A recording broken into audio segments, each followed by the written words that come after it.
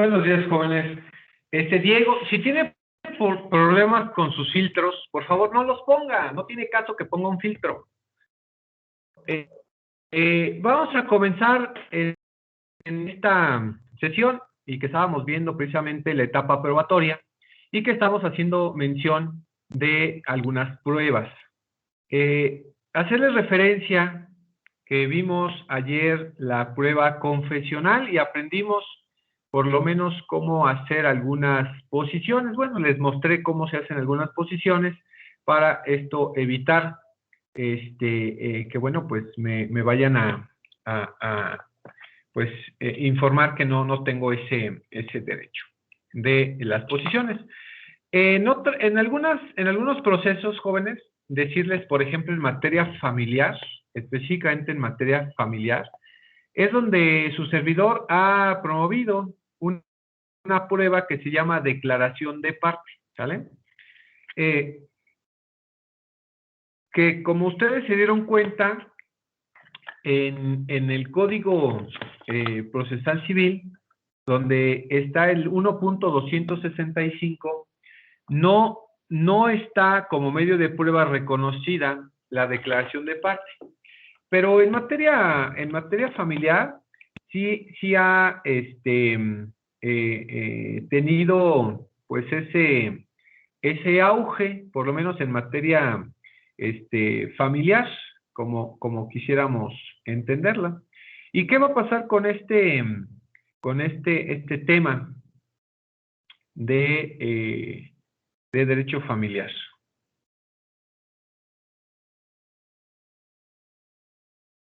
Pero con mi motito ahorita se me descompuso. Es súper urgente que lo cheque el día de hoy. Entonces, ¿qué es la declaración de parte? La declaración de parte es exactamente lo mismo que una prueba confesional, exactamente igual, es a cargo de las partes, a través de un pliego de preguntas abiertas. La diferencia que en la confesional era un pliego de posiciones, bajo esta prueba, que es la declaración de parte, son preguntas abiertas. ¿Qué quiere decir? Y vuelvo a hacer la referencia. Estos yo los he ocupado únicamente en materia familiar, ¿sale? Porque hay ocasiones en que necesito preguntar algo más que un sí o un no en el pliego de posiciones, ¿sale? ¿Qué pasa? ¿Cuál es la situación? Bueno, aquí en la declaración de parte que me hayan aprobado, vuelvo a hacer referencia en materia familiar, pueda yo preguntarle lo que yo quiera, ¿sale? Alguna pregunta que no me fue aprobada en el pliego de posiciones de la confesional, pues aquí en la declaración de parte yo se la puedo preguntar. Son preguntas abiertas, ¿sale? La autoridad va a calificarlas, va a decir, ok, sí es cierto, ¿no? Sí comparto tu ideología, ¿sale? No es necesario que aportes un pliego de preguntas, aquí no, porque son aportadas en forma oral. En plena audiencia se abre esta parte de la declaración de parte y el juez te da el uso de la voz al abogado o a tu representado para que entre los dos le pregunten a la parte contraria que está absolviendo esta declaración de parte. Recuerda que es la contraria, tú le preguntas a la contraria. Y también tu representado, que es la parte en el juicio, puede hacer alguna pregunta. También, sin ningún problema, ustedes es importante que asesoren al cliente y que le digan, mire, vamos a tener oportunidad nosotros de hacer alguna pregunta. Entonces, bueno, pues es importante que usted pues haga esa pregunta, ¿vale? Sin miedo, pregunte lo que usted quiera, porque a lo mejor a mí como abogado, como yo estudié el caso, pero él sabe todo el caso completo, ¿no? Entonces es importante, bueno, pues que el cliente también pueda hacer preguntas, sin ningún problema. ¿Sale? Esto en cuanto a la declaración de parte. Y pasamos a una tercer prueba. Esta famosísima documental. Estas pruebas documentales, que ustedes ya saben cuáles son. Y aquí voy a preguntarle a Damián. A ver, Damián, ¿qué diferencia tiene? Bueno, más bien, ¿qué es una prueba documental? ¿Y cuál es la diferencia entre un documento público y un documento privado? La prueba documental son esos documentos que sirven de prueba, por así decirlo, vaya la redundancia, para un proceso, bueno, para un juicio. La diferencia es que uno público puede ser algún documento que sea expedido por el gobierno y eso, que acredite que pues, pueda ser tu casa y eso. Y uno privado, uno médico, ¿qué otro nos había dicho? Un acta de matrimonio, pues ese no se tiene un registro que todos lo puedan ver, más que tú. ¿Y el documento privado? Y el privado puede ser el médico, porque ese nada más lo tienes tú. Ok. De ahí nada más me acuerdo de ese. A ver, le va a ayudar Tadeo. También puede ser un voucher. Ok. O un talón de pagos. Ok. Un pagaré. Ok. Ok. Iván.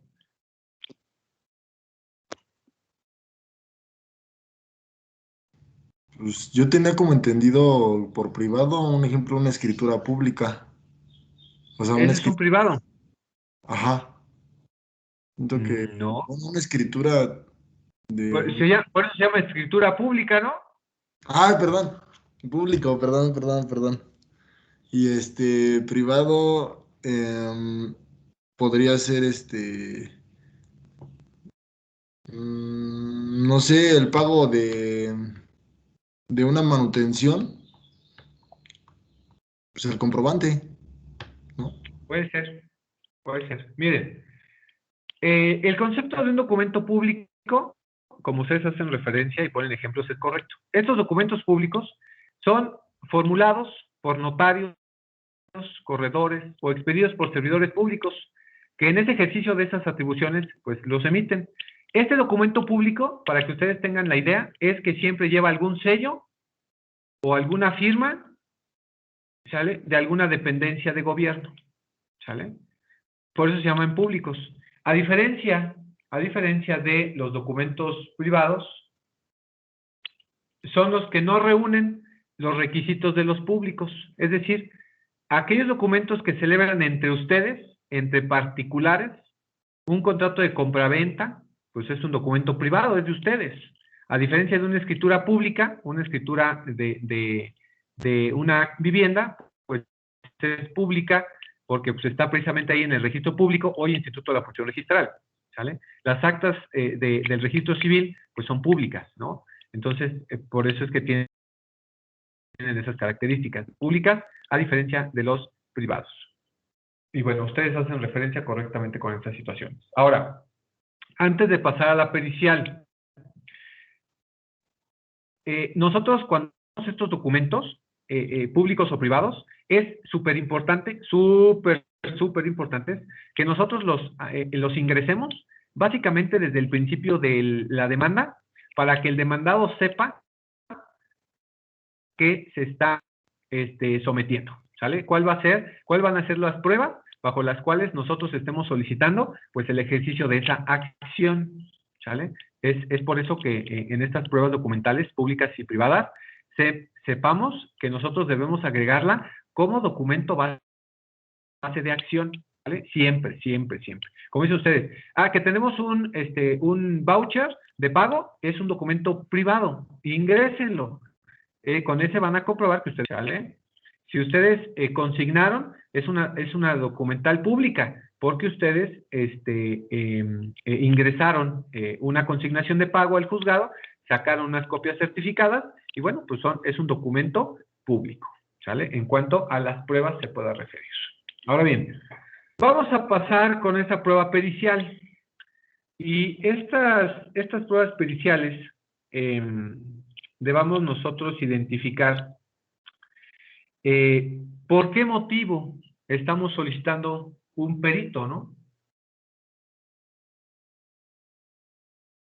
Dice, la prueba pericial será ofrecida y admitida cuando la naturaleza de las cuestiones materia de la misma requieran conocimiento científico o tecnológico o experiencia práctica en el ejercicio de un servicio u oficio, con la finalidad de prestar auxilio al juzgador. Esto para que el juez que no tiene esa expertise le solicita a un perito experto en la materia, ¿sale?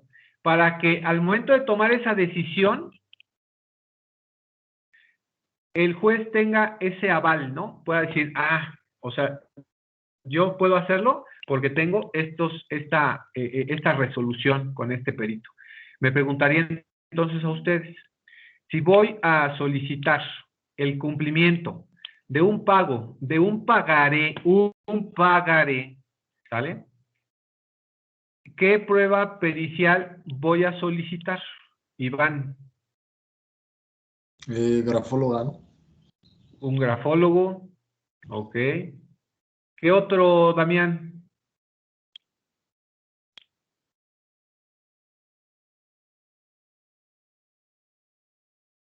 No sé cómo se llame, pero para checar la originalidad del documento. La originalidad, un documentoscopo. Bueno, la documentoscopía, ¿no? Ok, eso. ¿Vale? Entonces, fíjense, sí, es correcto. ¿Cómo yo sé? Miren, les voy a poner un caso bien simple. Se llevó a cabo un juicio que me comentaron, no lo he llevado, pero les di que me compraron una asesoría. Y me dijeron, mire, Lick, tenemos una situación. Mi padre era el dueño de estos inmuebles. Y supuestamente el poseedor refiere que él tiene un contrato. Un contrato de 1900, pongan ustedes 1997 más o menos. Y exhiben un contrato a computadora impreso a láser. Iván, ¿por qué esos ojos? Pues porque, pues, ¿cómo le hicieron? ¿Por qué? ¿Por qué? ¿Cómo le hicieron? Pues ahí está el Pues, contrato. o sea, está el contrato, pero dice que es de 1997, ¿no? Sí, sí, impreso con inyección de láser. Pues, qué raro, ¿no?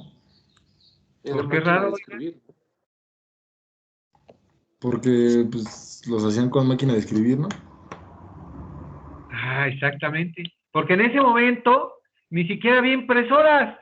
Y las impresoras que había, bueno, cuando yo estaba en la secundaria, había unas impresoras de picos. Si recuerdo, bueno, no sé si ustedes fueron a la secundaria, y a la secundaria que fueron ya había impresoras de tinta, ¿no? Pero cuando yo iba eran unas impresoras, y es más, en los juzgados había de esas impresoras de puntos, y imprimían a puntos, ¿no? Y que no gastaban tinta, eran a puntos, o sea, eran unas cintas, como hoy podemos ver, o si recordarán ustedes, eran máquinas de escribir manuales, o en su caso eléctricas, pero eran con tinta, ¿quién tiene, ya todos tienen cartilla militar? Sí, ¿no? Esas cartillas militares las imprimieron precisamente o las escribieron con máquinas de escribir eléctricas, y tienen unas cintas especiales en las cuales se va mandando ahí la información. Entonces, supongamos que en esos años, 1997, pues no había contratos a impresión de impresora de láser, ¿no? Entonces, y mucho menos de láser, todavía fuera de otro tipo de impresión, a lo mejor, y todavía, pues no sé a dónde pudieron haber ido a imprimir ese contrato. Pero entonces, nosotros necesitamos poner una prueba pericial en documentoscopía para que refiera, pues, exactamente cuándo se originó este tipo de impresión, y poder verificar que, pues, la persona X determinada, pues, está mintiendo y está aportando un documento falso.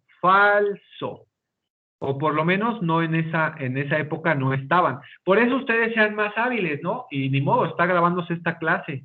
Pero si van ustedes a hacer un contrato de esos años, pues váyanse a conseguir una máquina de escribir, que creo que todos ustedes tienen, por lo menos una máquina de escribir mecánica, con la cual ustedes pueden hacer un contrato. Sí, van a estar todo un día en un contrato, porque la verdad es bien complicado, pero pues hagan un contrato muy simple en el que ustedes, bueno, vean esa situación del poder hacerlo así, si es que lo van a determinar. Por favor, no vayan a ponerle fecha 1997 con una impresión de láser, ¿no? O a tinta, con el 97 ni existía esa situación, ¿sale? Entonces, bueno, para eso necesito un documentólogo o un perito en documentoscopía para que refiera que ese documento, pues, no es de esa época, y con eso tiran ustedes el asunto, ¿no? Bajo esas circunstancias. También pudiese ser que ustedes requieren, pues, verificar de ese pagaré, pues, si la escritura y la firma, pues, es del deudor. Entonces, bueno, pues, como dijo Iván, me traigo a un perito en grafología y grafoscopía.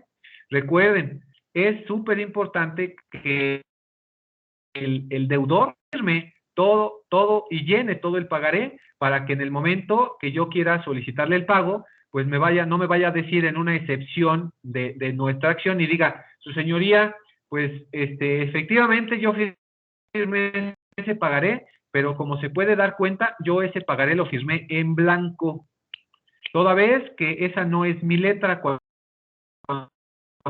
Yo lo firmé, pero me obligaron a firmarlo en blanco porque la deuda era de tal cantidad. Entonces nos arriesgamos cuando nosotros llenamos a cometer ese error. Entonces ya saben ustedes, cuando les caiga un asunto de un pagaré, lo primero que deben de preguntar para ver sobre qué aspectos se van a ir, ¿no? Le llega el cliente a usted con el pagaré. Oiga, Lee, vamos a cobrar este pagaré. La primera pregunta que debe de ser, ¿quién llenó esto? Ah, es que lo llenamos nosotros. ¿Quién lo llenó? Tal persona. ¿Quién lo firmó? El deudor. El deudor, si a mí me llegara un asunto así, yo le voy a preguntar al deudor, ¿quién lo llenó? Cuando ya me vaya a decir, oiga, fíjate que me fueron a notificar que el abogado Tadeo y Damián y Iván y Ulises me están demandando el cumplimiento de este pago, de este pagaré. ¿Cómo hago para evitar ese pago? Porque yo no firmé ese pagaré con esa cantidad. Ah, pues simple, pues vamos a decir que usted no lo llenó porque no es su letra, ¿no? Y sí, efectivamente, nada más yo lo firmé y estaba en blanco. Entonces, esa es mi primera excepción. Su señoría, efectivamente, la firma es mía y la reconozco. Pero ese pagaré yo lo firmé en blanco porque fui obligado, porque la cantidad que a mí me prestaron bajo ese orden de ideas fue de 10,000 en vez de 100,000. ¿Sale? Ahí está, Iván. Y un ejemplo, profe. Bueno, no un ejemplo. Le quería preguntar. Cuando una persona llena un pagaré, o sea, el deudor lo llena y el deudor lo firma, pues va a aumentar la posibilidad de ganar el juicio, ¿no? Totalmente, Pero, 100%. eso era lo que quería escuchar. Porque mira, tú tienes el pagaré, ya está vencido, pero es ejecutable desde el primer momento, o sea, es un juicio ejecutivo mercantil, no un ordinario. Que eso ya se los explicaron ustedes en materia mercantil, ¿no? ¿Cuándo es ordinario y cuándo es ejecutivo? Entonces, si tú traes un pagaré que llenó el deudor de primera mano, ¿sale? Y lo firmó y puso el aval, y el aval firmó, ¿sale? Y con las excepciones que ya he dado, siempre he dicho esa situación pues renunciar, el fiador o el aval, renunciar al orden y exclusión para que se pueda demandar directamente al aval. Todas esas características, circunstancias, es importante que ustedes pues las tengan, ¿no? Siempre he dicho que esa materia es muy, muy bonita, la materia mercantil, y más cuando se va a cobrar, porque tienen ustedes la certeza de que efectivamente es el deudor el que firma y el que llena el pagaré, para evitar que nos salgan con pues, que él no lo llenó. Ahora bien, ¿cómo evitar esta parte? Porque el acreedor, o sea, el que prestó el dinero, deja en blanco el pagaré para que en algún momento determinado, pues diga, bueno, si no me pagas, le voy a poner los intereses que yo quiera, y si no me pagas en tiempo y forma, pues yo le voy a llenar aquí de que me debes, en vez de 10,000 que te presté, me debes 100,000 pesos, ¿no? Es un ejemplo, ¿no? Algo. Ahora bien, para evitar eso, mí también, ok, te presté 10,000 pesos, pero ¿sabes qué? Para el cumplimiento, ¿sale? De esta situación, pues ahora, en vez de 10,000, le vamos a poner que te presté 12,000, y ahí te voy a cobrar los intereses. O hagan lo que hacen los usureros.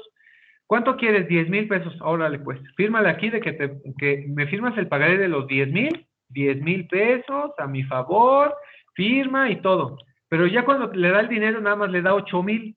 Y le dice, oye, pero necesitaba los 10. No, pues es que ya te estoy cobrando los intereses por haberte prestado. Entonces, atribuyan esa parte. O no presten todo, o pues de una vez en el pagaré, bueno, pues ponle aquí que ya te presté los 12, aunque nada más hayan sido 10, pero por el solo prestarte, te voy a cobrar 2,000 pesos. Es un decir, ¿no? Es un decir. También cuando son cantidades grandes, ¿no? 100,000 pesos, bueno, se atribuye aquí que te presté 110,000 pesos. ¿Sale? Es un ejemplo. Y eso, acuérdense, son tips que los tuvieron que haber visto en derecho mercantil y que no es que no sea malo saberlos, no, es para que ustedes identifiquen qué pueden hacer y cómo pueden asegurar el cumplimiento de ese pago, ¿no? Por ejemplo, es un ejemplo.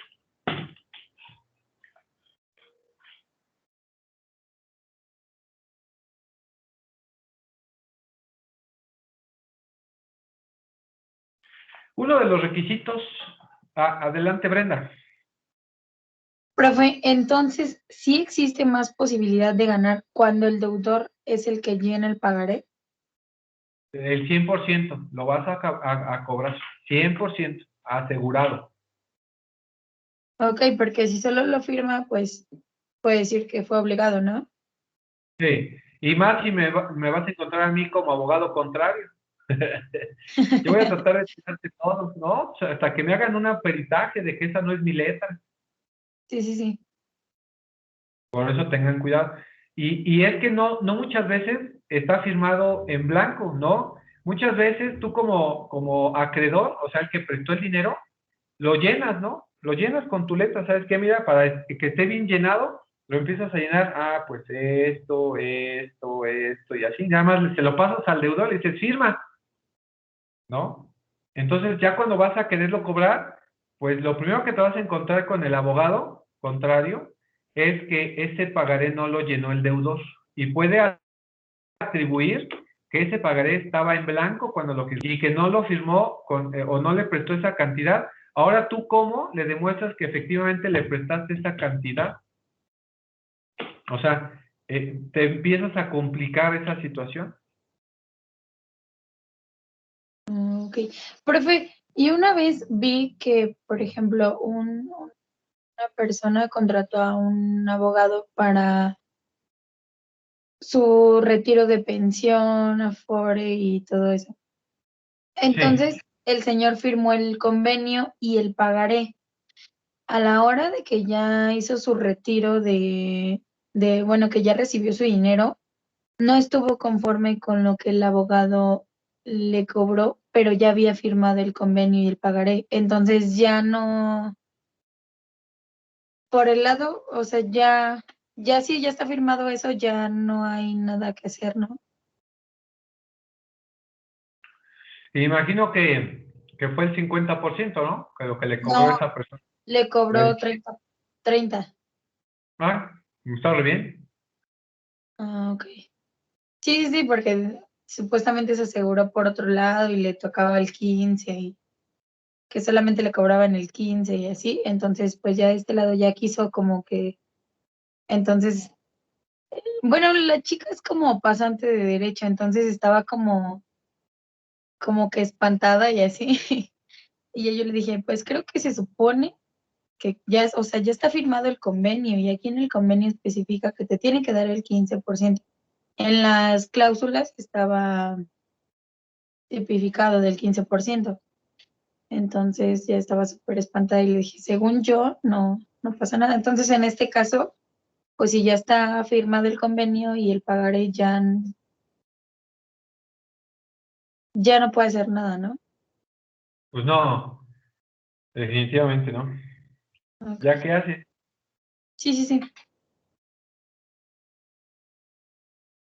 ¿Sale?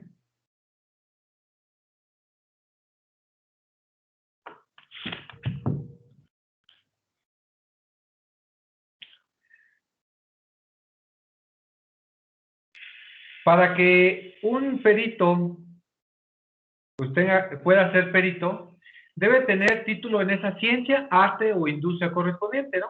Por ejemplo, quiero saber a lo mejor daños y perjuicios del contador porque me hizo una contabilidad mal.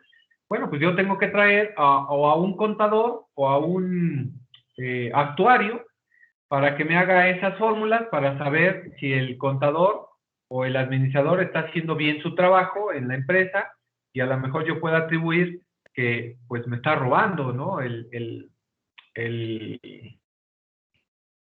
el contador o el administrador, bueno, bajo ciertas circunstancias. Entonces, pues no voy a traer a cualquier hijo de vecino, sino que tenga que tener ese título que lo avale, ¿sale? Igual, si necesito este perito en grafología, grafoscopía o documentoscopía, psicológico, trabajo social, cualquier psicólogo, cualquier profesión que vaya yo a solicitar mediante un perito, necesita que sea titulado, ¿sale? Y dice ahí, si estuvieran legalmente reglamentados, en caso contrario o cuando no hubiere en lugar peritos titulados, podrá ser nombrada cualquier persona con conocimiento en la materia a juicio del juez. Bueno, eso no va a pasar. Siempre el juez va a pedir que esa persona pues tenga ese título, ¿no? ¿Sale? Siguiente prueba, la inspección judicial. ¿Qué pasa con este tema de la inspección judicial?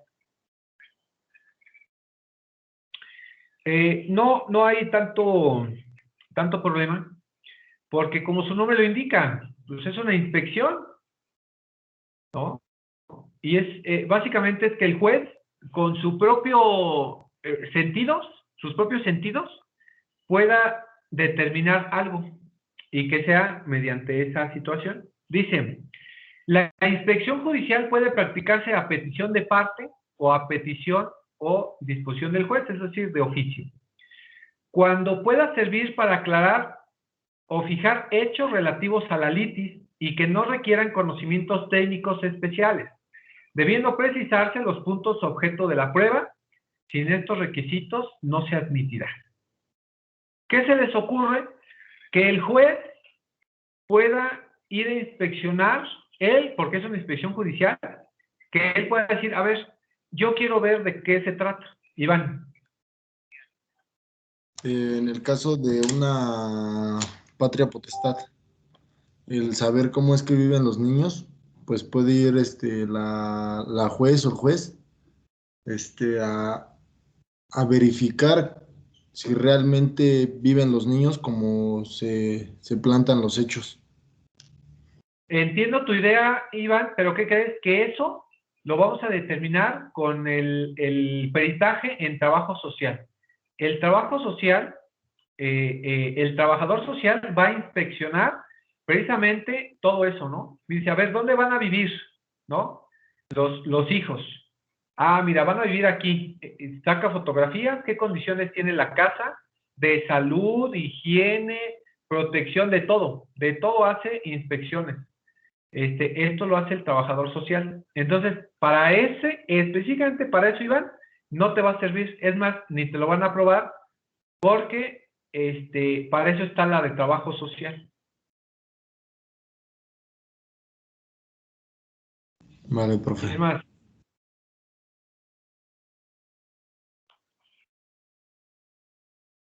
A ver, ¿alguien más?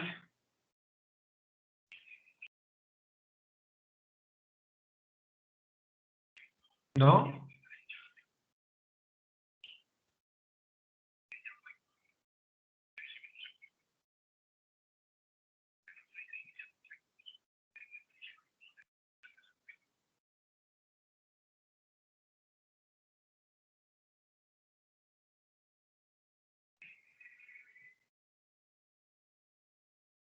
No se les ocurre ninguna. Maestro, Sí. puede ser por alguna inspección sobre objetos muebles o inmuebles en el cual estén en disputa. Puede ser que sí, efectivamente. Puede ser que sea bajo eso. O miren, puedan ser que dos vecinos digan, no. Es que la línea divisora viene así recta, ¿no? Así. Pueden decir, viene recta, así. Pero no, es que no es recta, es un poquito de lado, ¿no? Ya saben, ¿no? A veces disputas tontas por centímetros, ¿no? No, es que son 50, o es más, son 20 centímetros hacia la derecha, ¿no? Y está 20 centímetros a la izquierda. Entonces, juez, usted vaya y visualice qué está pasando. Y diga, determine cuál va a ser la situación. Porque efectivamente, si yo me recorro 20 centímetros, estoy afectando. Si me recorro para acá, afecto. Sí, todo puede pasar, ¿no? Entonces, puede ser que derivado de esta inspección, podamos ayudar para aclarar o fijar algún hecho, ¿no? Dice por ahí, dice, una vez que se vaya a identificar un predio, no sé, cuando hablamos de bienes inmuebles, una vez que se tenga cuál es el tema en específico, pueda decir el juez, a ver, vamos a mandar a hacer un levantamiento topográfico o arquitectónico, entonces de esa inspección para ver qué resulta, porque a lo mejor, pues, no podemos elevarnos 20 metros en el aire para visualizar de allá arriba cómo quedaría, pero en un plano sí lo podemos hacer, ¿sale?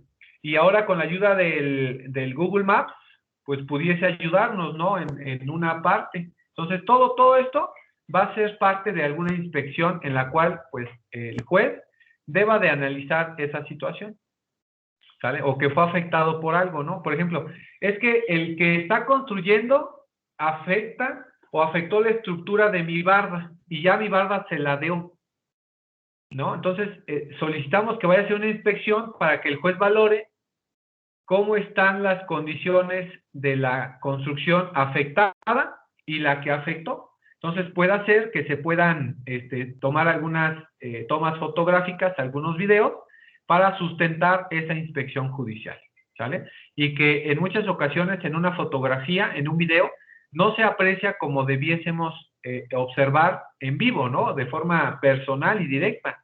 Entonces, invitamos al juez que para emitir una resolución, pues asista al domicilio o asista al lugar y él, de propia voz, de propia presencia, pueda visualizar, pues esto. Por eso se le llama inspección judicial. ¿Sale? Que es muy rara, ¿eh? Que ustedes yo nunca he promovido una inspección judicial. En materia laboral, sí. En materia laboral, sí. Inspección, ahora la inspección, vámonos, ¿no? Maestro, Dígame. ¿y si va el juez o va un trabajador?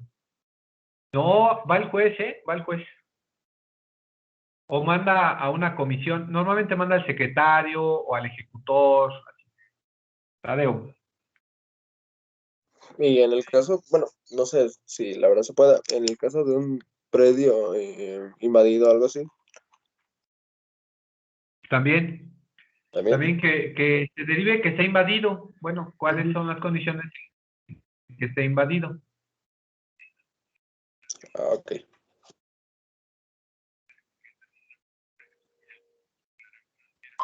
Profe, en un juicio de Sucapión también podría ser un ejemplo. Sí, por ejemplo, ¿cómo atribuir que el juicio de sucapión tengo la posesión? Ah, bueno, pues que vaya a ver el juez o que mande a alguien para ver que yo estoy viviendo ahí. Entonces ya tengo todas mis cosas, ya estoy habitando y demás. Bueno, pues ahí atribuyo que efectivamente tengo la posesión bajo una inspección judicial.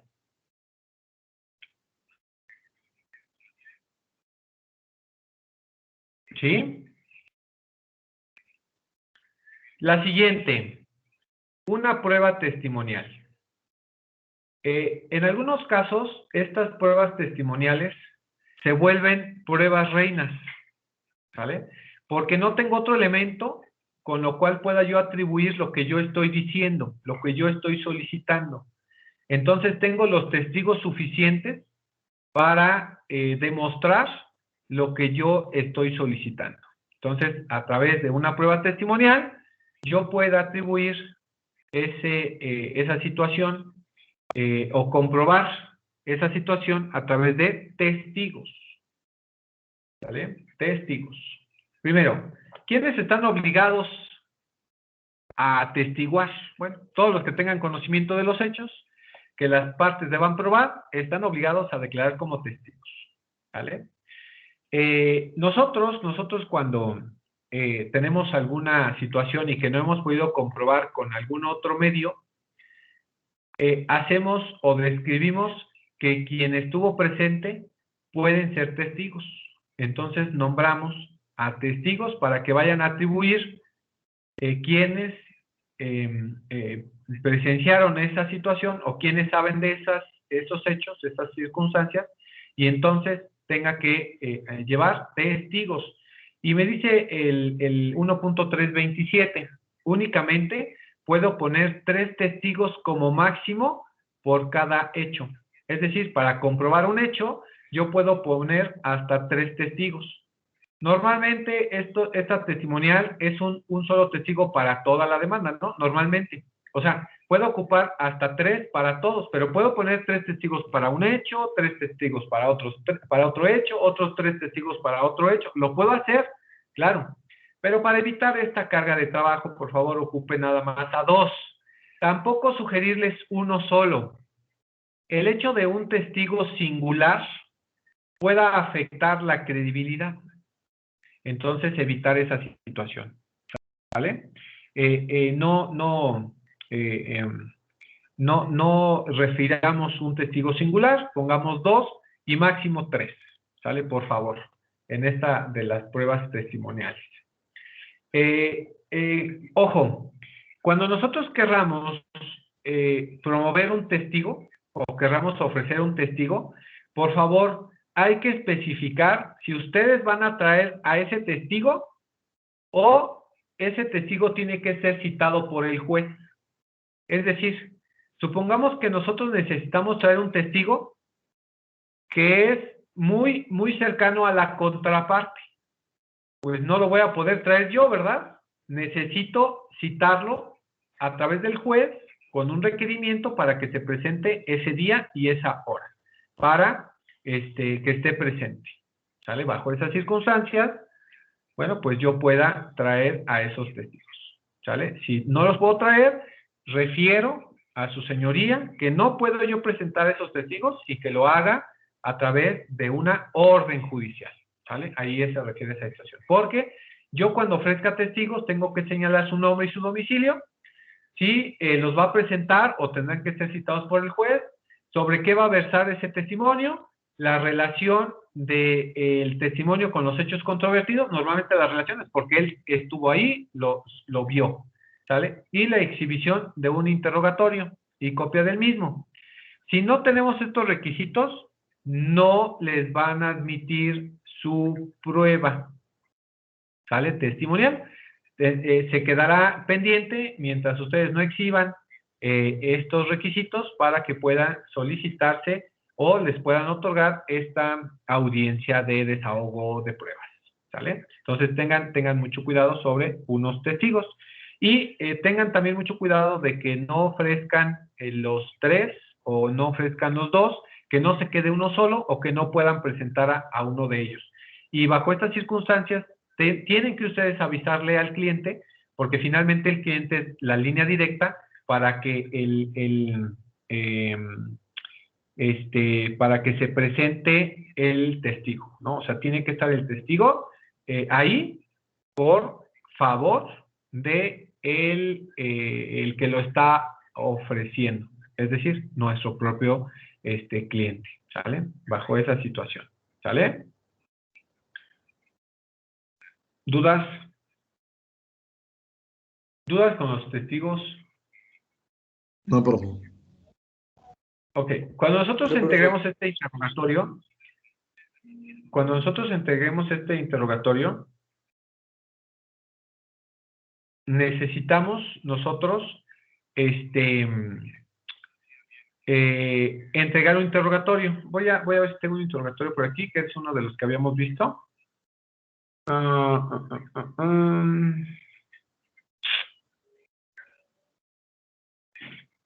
Aquí está. Ayer vimos el pliego de posiciones de la prueba confesional. Ahora vamos a ver entonces el interrogatorio de los testigos. Entonces, es este mismo interrogatorio sobre el cual deberán ser examinados los testigos de nombres Domingo e Ivette, ofrecidos por la parte actora en el juicio radicado ante el juez quinto de lo civil del Distrito Judicial de Cuautitlán, Estado de México, en el expediente 146. Entonces, este es mi interrogatorio. Primero, que diga el testigo si conoce al señor Sergio Leiva Díaz. Que diga el testigo por qué es que conoce al señor Sergio Leiva Díaz. Que diga el testigo desde cuándo conoce al señor. Que diga el testigo si conoce al señor Domingo. Que diga el testigo por qué es que conoce al señor Domingo. Que diga el testigo desde cuándo conoce al señor Domingo. Que diga el testigo si el señor Sergio compró al señor Domingo una fracción de terreno en materia del presente juicio ubicada en Avenida 6 de Septiembre. Que diga el testigo en relación a la pregunta anterior cómo es que lo sabe. En relación a la pregunta 7, que nos diga el testigo en qué fecha celebraron el contrato de compra-venta el señor Sergio con el señor Domingo. En relación a la pregunta anterior, que nos diga cómo es que lo sabe. Bueno, esta nunca nos la van a aprobar, ¿eh? La 8, la 10 y la 12 nunca nos la van a aprobar porque esta pregunta viene al último y es oficiosa. O sea, el juez siempre les va a decir, al final de todas las preguntas, le va a decir cómo es que conoce o por qué es que conoce todo lo que me ha dicho. Entonces ya, estas tres son por demás, ¿no? Las pueden dejar, las pueden quitar, no hay problema.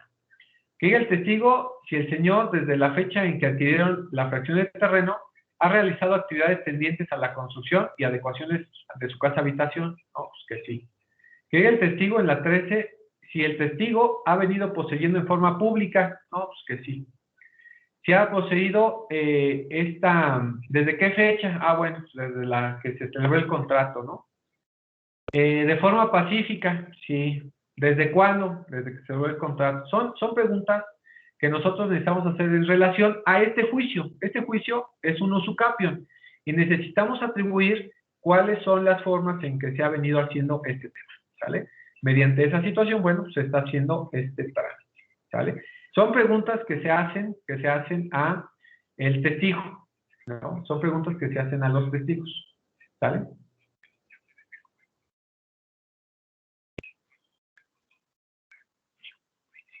Y ya está ahí, ¿sale?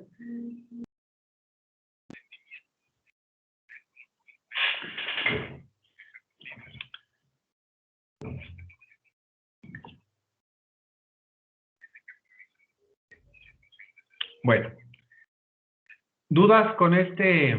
Ah, tengo que entregar una copia, sí, claro.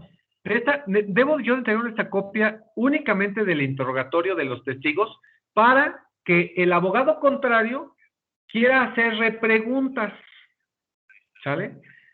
Alguna repregunta, ¿no? Por ejemplo, si usted sabe en qué fecha celebraron un contrato, ¿sí? Entonces yo puedo hacer una repregunta en la cual yo quisiera saber si es verdad que el señor sabe la fecha, ¿no? Entonces yo en la repregunta, como el abogado contrario, bueno, en este caso no va a haber litis, ¿no? Pero en otros, pues si hubiera litis y dijera, bueno, ¿dónde? O sea, una repregunta a pregunta, porque dice el señor que en fecha tal celebró contratos, ¿no? Yo puedo preguntarle en la repregunta, ¿dónde fue el lugar donde celebraron el contrato? Ah, ya le hice una repregunta, entonces puede hacer que por ahí empiece ya a jugar con su mente y diga, ching, me va a caer en la mentira, ¿no? Porque a lo mejor yo no estuve ahí presente, yo no vi de cuándo celebraron este contrato, ¿no? Cuando hay litis, ¿no? Entonces yo puedo atribuirle, a ver, diga el lugar donde se celebró el contrato. y ya ahí el testigo empieza a variar, ¿no? Dice, chin, ¿qué hacemos, no? ¿Qué contesto, no? Porque entonces pueda caer entonces en esa irregularidad. Es más, puedo hasta preguntarle en esas repreguntas, ¿recuerda en qué parte del escrito estaba la firma? Pues si usted estuvo ahí presente, que nos refiere en qué partes del contrato firmó. Y yo no aleccioné a mi cliente sobre esa situación. Entonces, imagínate la responsabilidad que cae en nosotros como abogados para averiguar la verdad, ¿sale? Imagínense, ¿sale? Jenny, no se ande tomando selfies. No me estoy tomando selfies, ¿cómo cree? Está bien. Igual, estas preguntas tienen requisitos, entre ellos el ser claras, precisas, inquisitivas y no llevar implícita la respuesta, conducentes a la cuestión debatida y procurándose que en una sola no comprenda más de un solo hecho y que son preguntas tendientes a la litis, ¿no? Es en lo que pudiésemos hacer referencia. Obviamente el juez va a calificar estas preguntas y las para que se contesten de esa forma. Y una vez que se concluya nosotros podemos solicitar un incidente de tacha de testigos porque verificamos que efectivamente el testimonio no es verdad. Entonces necesitamos un incidente de tacha de testigos, ¿vale? Aquí nos quedamos, jóvenes, porque ya se acabó la clase.